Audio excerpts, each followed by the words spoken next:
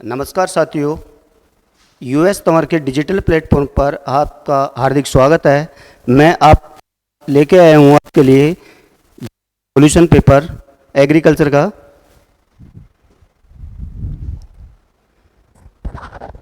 तो देखिए, पहला क्वेश्चन है अपना एग्रीकल्चर का, वो एनिमल हस्बेंड्री का है। और एनिमल हस्बेंड्री का पहला प्रश्न है, किस ऊंट की नस्ल को गति और सहन शक्ति के कारण सवारी के लिए उपयोग किया जाता है? तो यहां पे आप देख लेना भाई, सवारी, तो सवारी से पकड़ लेना। मैंने बताया था आपको पहले ही, देखो बीकानेरी, कच्छी, जैसलमेरी और मेवाड़ी। भाई जैसलमेरी में स आ रहा है, स का मतलब सवारी, तो इसमें आंसर जाएगा जैसलमेरी। दूसरे नंबर मैंने बताया था बीकानेरी को मैं बीकानेरी बोलता हूं, मतलब भारवाई, तो ये भारवाई नस्ल है। ठीक है। मेवाड़ी नस्ल है जो मेवाड़ में पाई जाती है, जिसके होठ होते हैं वो लटके हुए होते हैं। ठीक है, तो इसका आंसर होगा जैसलमेरी। दूसरा है क्वेश्चन, कौन सी भेड़ की नस्ल उत्तम ऊन के लिए जानी जाती है, जो राजस्थान की मूल निवासी है? तो उत्तम नस्ल पूछ रहा है इसमें भेड़ की, किसके लिए? ऊन के लिए। कौन सी भेड़ की नस्ल उत्तम ऊन के लिए जानी जाती है? तो इसके अंदर आएगा चोकला, जो ये शेखावाटी क्षेत्र में पाई जाती है। शेखावाटी का मतलब बोलूं मैं, चूरू, सीकर और झुंझुनू, यहाँ पे मिलती है ये। तो इसकी जो फाइन कारपेट होती है, इसकी ऊन, वो अच्छी मानी जाती है, जो गलीचे के लिए मानी जाती है, तो अच्छी नस्ल है ये। अगला क्वेश्चन है, कौन सा कुकुट रोग एक विषाणु मतलब वायरस से होता है, जो गर्दन का मुड़ना, लकवा जैसे मतलब पैरालिसिस लक्षण दिखते हैं? तो ये तो खूब जानते हो आप, गर्दन को मरोड़ के पीछे रखना। तो इसके अंदर आएगा रानीखेत हैं, न्यू कसेल रोग, और ये इसके लिए एक F1 स्ट्रेन का टीका भी लगाया जाता है।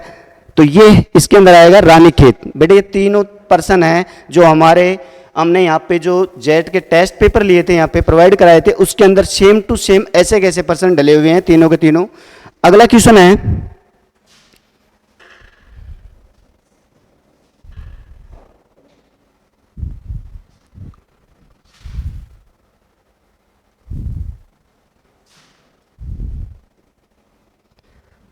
अगला क्वेश्चन है, मशीन दूध निकासी में कौन सा भाग प्राकृतिक चूसने की क्रिया की नकल करता है? मतलब दूध निकालने की, मतलब मिल्किंग वाला है, तो मिल्किंग टपिंग। तो ये मिल्किंग, दूध निकालने के कौन सा भाग प्राकृतिक चूषण की क्रिया के लिए काम में आता है? बेटे ये पर्सन लेवल का था, ये पर्सन लेवल का है। इसके अंदर जो मशीनरी में से प्रश्न पूछा गया है, तो इसमें जैसे pulsator, vacuum pump, milk clove और टीट कप लाइनर, तो ये उनके मशीनरी के पार्ट पूछे हैं। तो कौन सा पार्ट है जो मतलब जो उनके थनों में लगाया जाता है, तो चूसने का काम करता है प्राकृतिक तरीके से?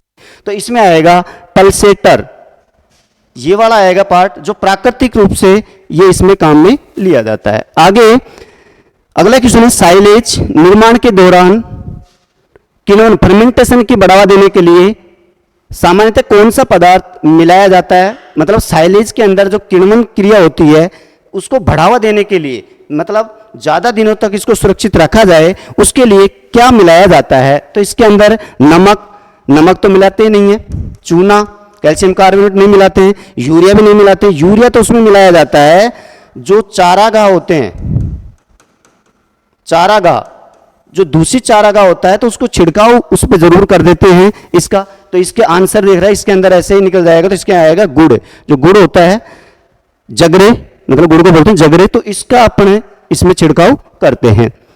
अगला है, गर्भाशय की जांच के लिए, जो पशु होते हैं उनके पेट में बच्चा होता है, उसकी जांच के लिए पशुओं में गर्भाशय की स्थिति को महसूस करके कौन सी साधारण जांच की जाती है? तो इसके लिए कौन सी विधि काम में ली जाती है?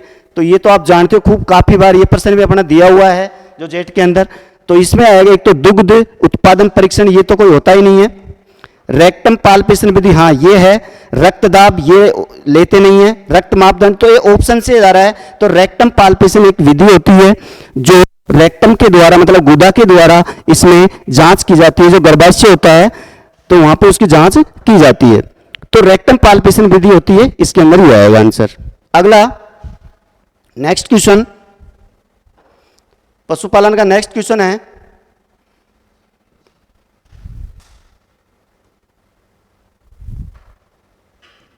निम्न में से कौन सा पशु की आयु जानने के लिए विश्वसनीय संकेतक है? तो ये काफी बार बताया, ये भी प्रश्न हमने जेट में दिया हुआ है कि पता नहीं कितनी बार दे दिया। तो इसमें जानते हो सींग की रिंग्स, छल्ले, हाँ ये भी एक विधि है आयु ज्ञात करने की। त्वचा का रंग, त्वचा से नहीं करते। पूंछ की लंबाई, ये भी नहीं है। दांतों की संख्या और उसके उगने का क्रम, हाँ तो इसमें विश्वसनीय पूछा है, मतलब सबसे अच्छी विधि कौन सी है? ये तो विधि है ही नहीं, ये विधि भी नहीं है। सींग रिंग के द्वारा अपन जो ओनली फॉर भैंस में लेते हैं, ये मतलब 2+ छल्लों की संख्या, तो ये आएगा नहीं। तो विश्वसनीय पूछा है तो इसमें दांतों और उसके उगने का क्रम के अनुसार अपन में देखते हैं। तो ये सबसे इसका आंसर होगा डी।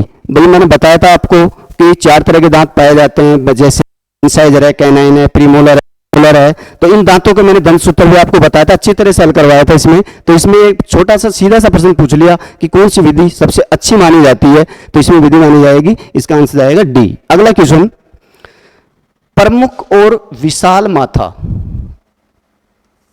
देखो एक इसकी लैंग्वेज थोड़ी कठिन है। प्रमुख और विशाल माथा मतलब सिर, लटकते कान और सींग जो विशेष रूप से आधा चांद जैसा घुमावदार होते हैं, ये किस गाय की नस्ल है? तो मैंने आपको ये करवाया था ऐसे कैसे भी, लंबे लटकते हुए घुमावदार कान किस गाय की नस्ल के माने जाते हैं? तो किसके हैं भाई? इसके अंदर है, ये आएगा इसमें गिर। भैया गिर है वो कहां पाई जाती है? गिर गुजरात में पाई जाती है, गिर नस्ल गाय की, और राजस्थान में ये और भीलवाड़ा में पाई जाती है, मतलब मध्य।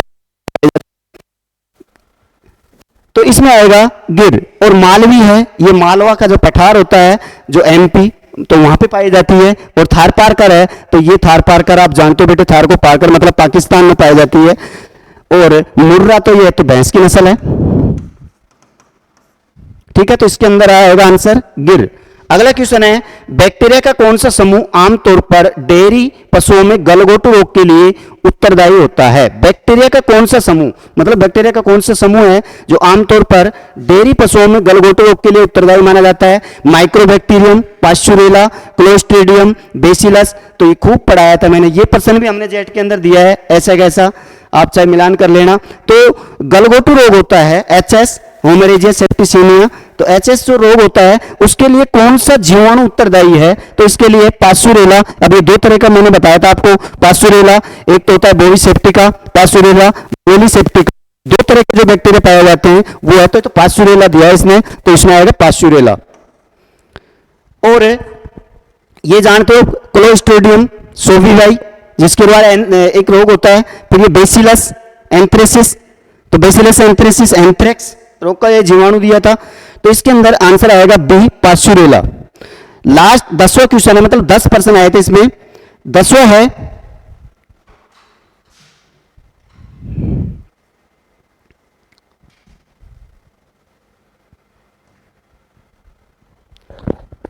क्वेश्चन है, सामान्यतः 400 किलोग्राम शारीरिक भार वाले गाय की दैनिक शुष्क पदार्थ किलोग्राम की आवश्यकता क्या होगी? बेटे मेरे नोट्स में मैंने ऐसे कैसे लिखा है, ऊपर की लाइन ही उठ के आई है, ये चाहे नोट्स उठा के देख लेना, 400 किलोग्राम। लेकिन ये ध्यान देना, ये पूछा किसमें है? कैटल में। कैटल का मतलब होता है मवेशी, मवेशी का अपन गाय भी बोलते हैं। तो दैनिक शुष्क पदार्थ मतलब एक दिन का कितना शुष्क पदार्थ उनको खिलाना चाहिए? तो उसका शरीर भार 400 किलोग्राम है। तो मैंने बताया था 100 पे अपन देते हैं 2.5 किलोग्राम। तो लगा लो, वैसे सीधा सा प्रश्न है, 100 पे 2.5 किलो देते हैं, तो 2.5 इंटू अपन कर देते हैं 4, तो कितना आ गया? 10 किलो। तो इसका आंसर आएगा 10 केजी। सीधा सा प्रश्न था, बिल्कुल इजी प्रश्न था। अगला, अब अगला क्वेश्चन है वो सर आ रहे हैं आपको।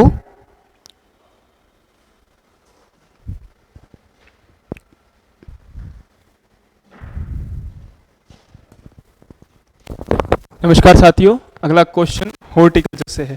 तो मैं लोकेश कुमार सेना आपको हॉर्टिकल्चर सोल्व करवा रहा हूँ। अगला क्वेश्चन है, फलों की जेली बनाने में उचित जेल निर्माण के लिए निम्नलिखित में से कौन सा घटक आवश्यक है? बच्चों यहाँ आपको बहुत अच्छे से बताया कि जब भी जेली बनाई जाएगी तो मुख्यतः कौन सा तत्व देखा जाएगा, पेक्टिन देखा जाएगा। क्या देखा जाएगा, पेक्टिन, क्योंकि साइट्रिक एसिड नहीं देखा जाता, एस्कॉर्बिक एसिड नहीं देखा जाता। हाँ, सोडियम बेंजोएट डाला जाता है, पर पहले क्या देखा जाता है फलों में कि पेक्टिन प्रचुरता से पाया जा रहा है या नहीं। बाकी तीनों चीजें अलग से डाली जाती हैं। आगे चलें बच्चों हम, अगला क्वेश्चन, मधुमक्खी पालन में रॉयल जेली है, पौधों के रेजिन से मधुमक्खियों द्वारा एकत्रित उत्पाद बिल्कुल नहीं, श्रमिक मधुमक्खियों की हाइपोफेरिंजियल ग्रंथियों का स्त्राव हो सकता है, ये बिल्कुल सही है, सभी वयस्क मधुमक्खियों के लिए प्राथमिक भोजन स्रोत बिल्कुल नहीं, ये सिर्फ और सिर्फ रानी मधुमक्खी को दिया जाता है। तो इसका आंसर क्या आएगा बच्चों, बी आएगा। क्या आएगा, बी। आगे चलें, निम्नलिखित में से कौन सी प्रजाति भारत में तापमान नियंत्रित सुविधाओं के बिना वर्ष भर उगाई जाती है। बच्चों आपको जब भी ये पढ़ाया था मशरूम तो बहुत अच्छे से पढ़ाया था कि हमारे यहाँ कौन सी उगती है, दो मुख्यतः उगाई जाती हैं। पहली जो मशरूम है वो बटन मशरूम है, दूसरी कौन सी है, ऑयस्टर मशरूम है। प्रचुरता से दो उगाई जाती है और उनमें भी जो तापमान नियंत्रण की सुविधाओं के बिना वर्ष भर उगाई जाती है उस मशरूम का नाम है बच्चों ऑयस्टर मशरूम। क्या नाम है, प्लूरोटस स्पीसीज, जिसका बॉटनिकल नाम है। आगे बात करें हम औषधियों की तैयारियों में अश्वगंधा को मुख्य रूप से पौधे के किस भाग से लिया जाता है। बिल्कुल बहुत बेसिक क्वेश्चन है कि अश्वगंधा किससे बनाई जाती है, जड़ों से तैयार की जाती है। किससे तैयार की जाती है, जो प्रारंभिक तैयारी होती है अश्वगंधा की वो किससे ली जाती है, जड़ों से ली जाती है। अगला क्वेश्चन, जीरा किस कुल से संबंधित है, बहुत बेसिक क्वेश्चन है। जीरा किस कुल से संबंधित है, जीरा है बच्चों एपीएसी कुल से। किस कुल से है, एपीएसी कुल से। पेपरेसी से नहीं है, मिर्टेसी से नहीं है, रूटेसी से नहीं। रूटेसी का तो आपको वैसे ही पता चल रहा है, मिर्टेसी का भी नहीं है। अगर आप कंफ्यूज भी होंगे तो इन दोनों में होंगे, तो पेपरेसी बिल्कुल नहीं है, तो इसका आंसर क्या आएगा, एपीएसी आएगा। अगला क्वेश्चन है बच्चों, व्यावसायिक गुलाब की खेती में कौन सी प्रसार विधि सबसे ज्यादा प्रयोग में ली जाती है। बच्चों बहुत बार आपको ये क्वेश्चन दिया भी है, गुलाब पढ़ा है, तो सबसे इंपॉर्टेंट यही बात बताइए कि गुलाब में जिस प्रवर्धन विधि का प्रयोग किया जाता है तो वो कौन सी है बच्चों, टी बडिंग। देखो आपको जब हमने प्रॉपर गुलाब पढ़ाया जब भी ये चीज बताई थी, और प्रवर्धन पढ़ाया था जब भी आपको ये चीज बताई थी कि गुलाब में कौन सा प्रवर्धन विधि इस्तेमाल की जाती है, टी बडिंग की जाती है। कौन सी की जाती है, टी बडिंग। आगे चलें बच्चों हम, अगला क्वेश्चन है, एरेंथेमम किस प्रकार का पौधा है। किस प्रकार का पौधा है बच्चों, पेड़ नहीं है, लता नहीं है, वार्षिक भी नहीं है, कौन सा है, झाड़ी। कौन सा पौधा है बच्चों, एक शर्ब है। क्या है, एक शर्ब है। अगला क्वेश्चन है, बहुत इंपॉर्टेंट क्वेश्चन है, लैंग्वेज थोड़ी सी इस क्वेश्चन की क्या कर दी गई है, चेंज कर दी गई है। देखो, सब्जी नर्सरी प्रबंधन के लिए डंपिंग ऑफ रोग को मुख्य रूप से नियंत्रित किया जाता है। उच्च आर्द्रता बनाए रखना, नहीं, बिल्कुल नहीं। बुआई से पहले मिट्टी का सौरीकरण, बिल्कुल। बुआई से पहले क्या कर दिया जाता है, मिट्टी को खुला छोड़ दिया जाता है सूर्य की तेज धूप के भीतर, जिससे क्या होता है, जितने भी हानिकारक रोगाणु है वो सभी क्या हो जाते हैं, नष्ट हो जाते हैं। अगला जो क्वेश्चन है, सरल क्वेश्चन है बिल्कुल, कि टमाटर किस प्रकार का फल है। ड्रूप नहीं है, पॉम नहीं है बच्चों, क्या आ गया, बेरी। बेरी मीन्स सरस। कौन सा, बेरी या सरस, यही बताया था आप लोगों को, बहुत अच्छे से पढ़ाया था। ठीक है, आगे चले।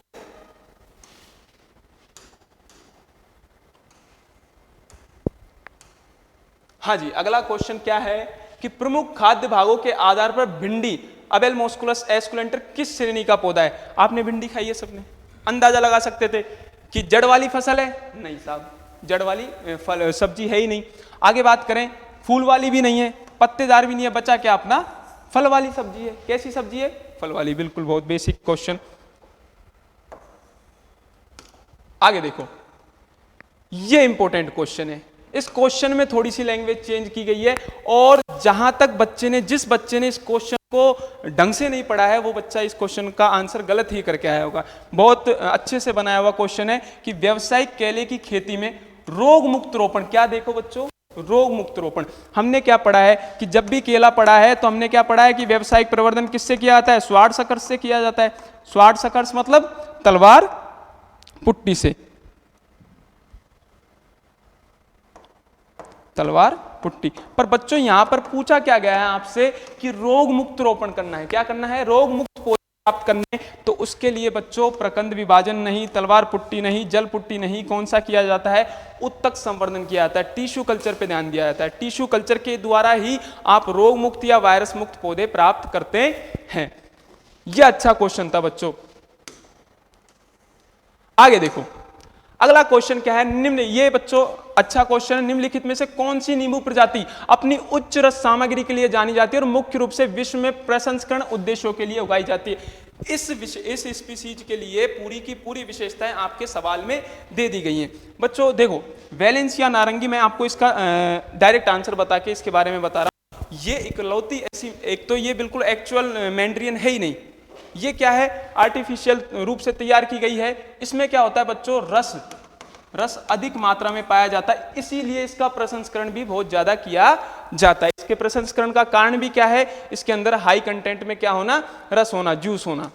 आगे देखो आम में वैकल्पिक फसल चक्र को तोड़ने के लिए पौध वृद्धि नियामक PGR, क्या, प्लांट ग्रोथ रेगुलेटर, कौन सा प्रयोग किया जाता है, इसका नाम है PBZ। कौन सा है, पैक्लोब्यूट्राजोल, PBZ का प्रयोग किया जाता है।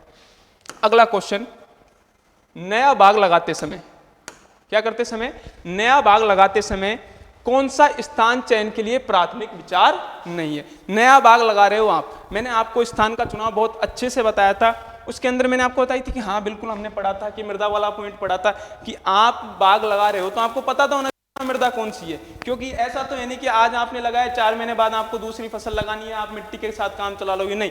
हमने पहली लाइन ये पढ़ी है कि बाग एक लंबी चलने वाली प्रक्रिया है। कैसी प्रक्रिया है, लंबी चलने वाली। तो मिट्टी का ध्यान रखा जाता है, बिल्कुल जल निकास इसलिए ध्यान रखा जाता है क्योंकि अगर जल निकास नहीं होगा, पानी भर जाएगा तो पौधे क्या हो जाएंगे, गल जाएंगे। बाजार से निकटता का प्रभाव पड़ता है, हाँ जितना बाजार से निकट होगा, एक बात समझो कि बाजार से दूर है आपका उद्यान और आप इंतजार ही करे जा रहे हो कि साहब मेरा सामान वहां पे पहुंच जाए मंडी तक, और मंडी तक पहुंचा नहीं और आपका माल क्या हो गया, खराब, तो साहब इसका फर्क पड़ता है।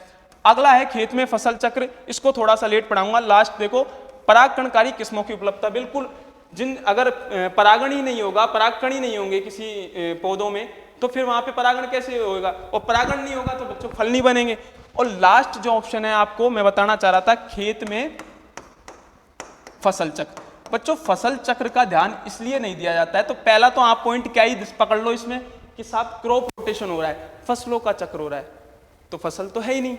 आप तो क्या लगा रहे हो, पौध लगा रहे हो, फसल थोड़ी लगा रहे हो। हाँ साहब अगर आप बात करते हैं यहाँ पे जैसे चना मटर, इनकी बात करते जो कितने ज्यादा 4 से 5 महीने, ठीक है, ऐसी फसलों की बात होती, ऐसे पौधों की बात होती, तो हम यहाँ पे क्या कर सकते थे, खेत में फसल चक्र का ध्यान रख सकते थे। पर हम क्या कर रहे हैं, प्लांट्स लगा रहे हैं, क्या लगा रहे हैं, प्लांट्स लगा रहे हैं, तो हमें फसल चक्र देखने की आवश्यकता ही नहीं है। तो इसका आंसर क्या आएगा, सी आएगा। क्या आएगा, सी, खेत में फसल चक्र। आगे देखो बहुत बेसिक क्वेश्चन हमने कई बार हमारे पेपर्स में दिया है ये क्वेश्चन कि विश्व स्तर पर फल उत्पादन में भारत का कौन सा स्थान है, साहब दूसरा स्थान है। कौन सा स्थान है, दूसरा स्थान, पहला चीन का है बच्चों। आगे देखो जो बेसिक एग्रीकल्चर से क्वेश्चन उठ के आया है, जो एग्रीकल्चर की नींव है वहां से क्वेश्चन उठाया जनरल एग्रीकल्चर से कि भारत में हरित क्रांति की शुरुआत कब हुई। आप सभी को बहुत अच्छे से याद है कि भारत में हरित क्रांति की शुरुआत हुई थी 1966 में। कब हुई थी, 1966 में, डॉक्टर NE बोरलॉग के द्वारा। तो ये कब हुई थी, 1966 में। अब यहाँ पे ऑप्शन पहला क्या दे रखा है, 1965 से लेके 1968 तक। तो आपका जवाब कौन सा हो जाएगा, ए हो जाएगा। अगला क्वेश्चन है मुख्य रूप से खरीफ की फसल है। अगला क्वेश्चन क्या है, मुख्य रूप से खरीफ की फसल है। जब आप ये देखोगे तो आपको सबसे पहले नजर किस पे जाएगी, सोयाबीन पे। खरीफ की फसल कौन सी है, सोयाबीन। जिन बच्चों का अभी कोटा सेंटर आया है, जिन बच्चों का कोटा सेंटर आया है, उन लोगों ने सोयाबीन की बुआई होती है इस सीजन में देखी होगी बहुत अच्छे से, वो तो इसी हिसाब से जवाब दे सकते हैं इसका कि मुख्य रूप से खरीफ की फसल। मसूर नहीं है, जो नहीं है, अलसी नहीं है, जवाब क्या है आपका, सोयाबीन। आगे देखिए बच्चों, सिंगल सुपर फॉस्फेट में फॉस्फोरस कितनी मात्रा होती है बच्चों, इसका जवाब आएगा 16%। कितनी प्रतिशत होती है, 16% होती है। इसके अलावा कैल्शियम पाया जाता है इसके अंदर 19% और इसके अंदर सल्फर पाया जाता है 12%। ठीक है, आगे चले। कौन सी सिंचाई विधि अधिकतम जल की बचत करती है। देखो ये तो बहुत नॉर्मल, जो बच्चा एग्रीकल्चर पढ़ रहा है उसको ये बात नहीं पता कि साहब ड्रिप इरिगेशन मेथड, कौन सा मेथड, ड्रिप इरिगेशन मेथड, जिसे हम कौन सा बोलते हैं, ट्रिकल भी बोलते हैं। क्या बोलते हैं, ट्रिकल भी बोलते हैं इसका, अन्य नाम बूंद बूंद सिंचाई विधि। कैसी है? बूंद बूंद सिंचाई विधि। इस विधि के द्वारा ही सर्वाधिक मात्रा में जल की बचत होती है। तो इसका जवाब क्या आ जाएगा? सी आ जाएगा। 30वें क्वेश्चन का जवाब है सी। आगे चलें। शाकनाशी के रूप में प्रयुक्त वृद्धि हार्मोन। जब आप लोगों को प्लांट ग्रोथ रेगुलेटर्स पढ़ाए हैं तो सबसे पहले क्या बताया था आपको? 2,4-D बताया था, और ये भी बताया था कि ये इकलौता ऐसा रसायन है जिसका प्रयोग खरपतवार नाशी के रूप में भी किया जाता है और पादप वृद्धि हार्मोन के रूप में भी किया जाता है। बच्चों इसका पूरा नाम है 2,4-डाइक्लोरोफिनॉक्सी एसिटिक एसिड। क्या नाम है? 2,4-डाइक्लोरोफिनॉक्सी एसिटिक एसिड। 2,4-D का प्रयोग किया जाता है। 20 ppm सांद्रता से अधिक तो क्या किया जाता है? खरपतवार नाशी, और उससे कम प्लांट ग्रोथ रेगुलेटर के रूप में प्रयोग किया जाता है। अगला क्वेश्चन बच्चों थोड़ा सा ऐसा कह सकते हैं कि कंफ्यूज कर देने वाला क्वेश्चन है कि एजिटोबैक्टर एक है। क्या है? सहजीवी जैवउर्वरक? बिल्कुल नहीं साहब। गैर सहजीवी हो सकता है। शाकनाशी? नहीं साहब। कवकनाशी? नहीं साहब। तो इसका जवाब क्या आ जाएगा? गैर सहजीवी। क्या आ जाएगा? गैर सहजीवी जैव उर्वरक। बच्चों ये फसलों की जड़ों के साथ संबंध नहीं बनाता है, ये मुक्त रहता है, बिल्कुल मृदा में फ्रीली रहता है। मृदा को क्या है? न्यूट्रिशन प्रदान करता है, इसलिए इसे गैर सहजीवी जैव उर्वरक बोला जाता है। आगे देखो, कौन सी मिट्टी अधिक पानी को रोक सकती है? बच्चों जिन जिन बच्चों ने सोइल साइंस पढ़ी है अच्छे से मुझसे या फिर कहीं भी पढ़ी है, पर हमने जब ये पढ़ाई थी तो बहुत आपको एक बहुत बेसिक सा एग्जाम्पल देखे कि साहब ऐसा समझो आप लोग कि आपके पास दो क्या है? बॉक्स है जो नीचे से खुले हुए हैं, ठीक है। इसी उदाहरण के साथ मैंने आपको पढ़ाया था, उसमें मैंने आपको बताया था कि आपने देखा कि साहब मृदा के कण क्या है? बड़े बड़े हैं एक में, और एक में क्या है? बिल्कुल छोटे छोटे हैं, बिल्कुल छोटे छोटे मृदा कण, बिल्कुल यहां तक। अब मैंने आपको एक बात और बताई थी कि इन दोनों बॉक्स में आप क्या करोगे? ऊपर से एक जग भर के क्या डाल दोगे? पानी डाल दोगे। तो ज्यादा पानी कहां रुकेगा? ज्यादा देर तक पानी रुकेगा जिनका कणों का आकार क्या है? छोटा। जिनके कणों का आकार बड़ा है वहां पानी कैसे भी करके जल्दी से निकल जाएगा। सेम बात वही रिपीट हो गई। क्ले का जो है, क्ले के कणों का आकार क्या होता है? सबसे छोटा होता है। कैसा होता है? सबसे छोटा। तो जितना छोटा कणों का आकार होगा उतना ही पानी को अपने ऊपर रोक पाएगा, क्योंकि पानी को नीचे जाने की जगह नहीं बचती है। तो इसका जवाब क्या आ जाएगा बच्चों? डी, क्ले आ जाएगा। आगे देखो, आप बहुत बेसिक क्वेश्चन की सामान्यता FIM में कितने प्रतिशत? ये बच्चों बिल्कुल आपको सभी ने ये आंसर सही किया होगा। 0.5% रहती है। कितनी होती है? नाइट्रोजन कितनी होती है? नाइट्रोजन होती है 0.5%। अगला जो क्वेश्चन है, जिस बच्चे ने इस क्वेश्चन की हिंदी पढ़ के जवाब दिया है वो कंफ्यूज हुआ होगा, जिस बच्चे ने इसकी इंग्लिश भी पढ़ी है साथ के साथ वो इस क्वेश्चन को सही करके आया होगा। आपके सामने दे रखा है कि निम्नलिखित में से एक 12मासी खरपतवार है। 12मासी का हम क्या एक वर्षीय है? 12मासी का मतलब हमेशा रहेगा। जो कैसा रहेगा? हमेशा रहेगा। हमेशा कौन से रहते हैं? बहुवर्षीय। कौन से रहते हैं? बहुवर्षीय। अब देखो, आप जब इसकी अंग्रेजी पढ़ोगे तो क्या दे रखा है? पेरेनियल दे रखा है। क्या दे रखा है? पेरेनियल दे रखा है। जिसने पेरेनियल पढ़ के जवाब दिया है वो तो इस क्वेश्चन का जवाब सही करके ही आया होगा। इसका जवाब क्या है बच्चों? साइनोडोन डक्टिलोन। क्या नाम है? साइनोडोन डक्टिलोन, जो किसका नाम है बच्चों?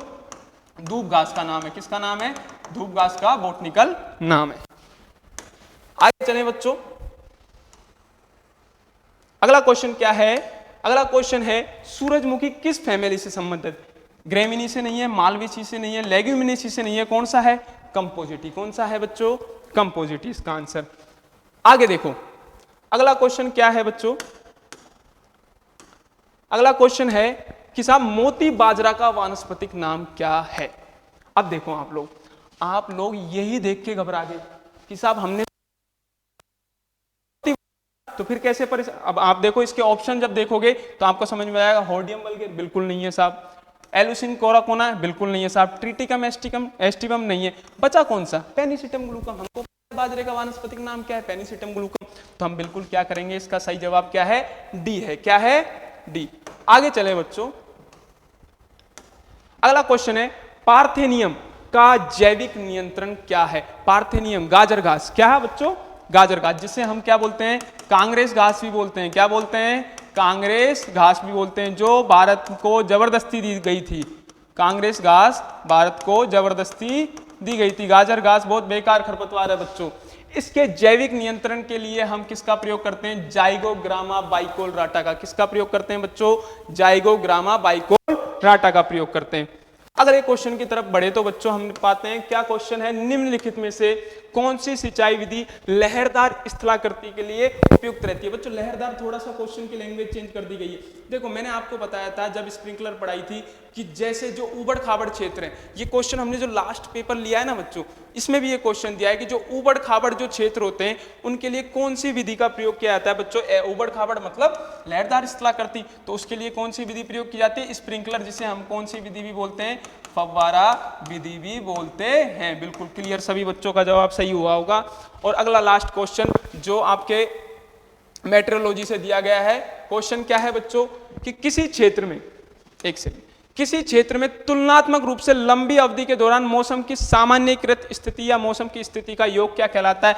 बिल्कुल साहब जलवायु कहलाता है। कि आपके यहाँ मौसम कैसा रहता है, फिर उसको जब एक साथ गिना जाता है, एक साथ पढ़ा जाता है मौसम को कि साहब हमारे यहाँ तो रेगुलर बारिश ही बारिश हो रही है, या हमारे यहाँ बहुत रेगुलर गर्मी गर्मी पड़ रही है, तो वहाँ की जलवायु कैसी हो गई? फिर शुष्क हो गई। पानी की कमी है तो कैसी हो गई? शुष्क हो गई। तो लंबे समय तक मौसम की परिस्थितियों को किस हिसाब से गिना जाता है? जलवायु के हिसाब से गिना जाता है। मौसम आपके अगला ऑप्शन क्या दे रखा है? मौसम कुछ समय का होता है, लंबे समय का नहीं होता है। पर्यावरण को आप बहुत अच्छे जानते हो, आर्द्रता कभी कभी होती है बच्चों, ठीक है। तो लंबे समय का योग क्या है बच्चों?